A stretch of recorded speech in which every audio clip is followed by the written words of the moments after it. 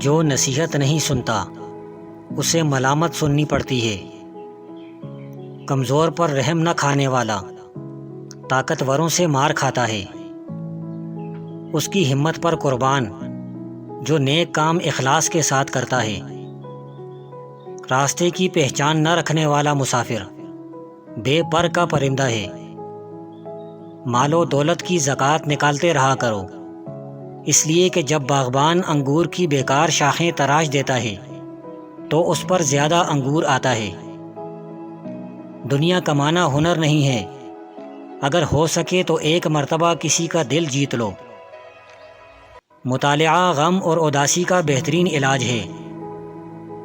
حریص آدمی ساری دنیا لے کر بھی بھوکا رہتا ہے، اور کانے آدمی ایک روٹی سے بھی پیٹ بھر سکتا ہے۔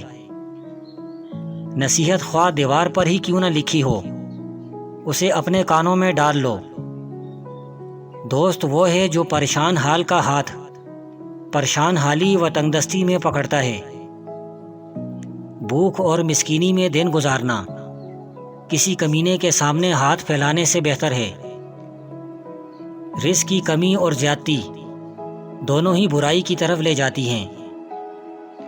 دنیا داری نام ہے اللہ سے غافل ہو جانے کا۔ ضروریات زندگی اور بال بچوں کی پرورش کرنا دنیا داری نہیں۔ مصیبت کو پوشیدہ رکھنا جواں مردی ہے۔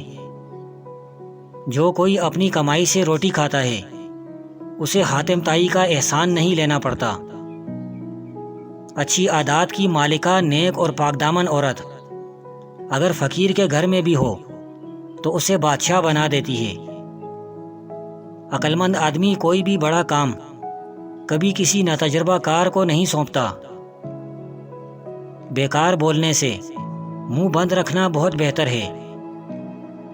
علم حاصل کرنے کے لیے خود کو شمع کی مانند پگھلاؤ۔ سانپ کے بچے بھی سانپ ہی ہوتے ہیں، اس لیے ان کی حفاظت کرنا بے وقوفی ہے۔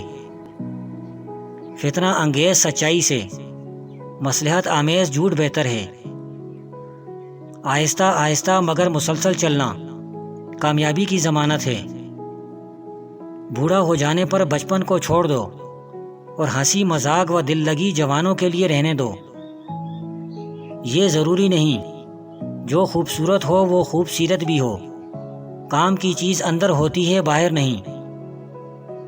عورتوں سے مشورہ کرنا تباہی کا باعث ہے۔ حق شناس کتا بے شکر گزار انسان سے کہیں زیادہ اچھا ہوتا ہے۔ خدا کے دوستوں کی اندھیری رات بھی روز روشن کی طرح چمکتی ہے۔ شیخ سعدی رحمۃ اللہ علیہ سے کسی نے پوچھا کون سی عورت بہتر ہے، پاک دامن یا پھر حسین عورت؟ فرمایا حسین عورت سے پاک دامن عورت بہتر ہے، کیونکہ حسین عورت جواہرات کا صرف ایک ٹکڑا ہوتی ہے، جبکہ پاک دامن عورت پورا ایک خزانہ۔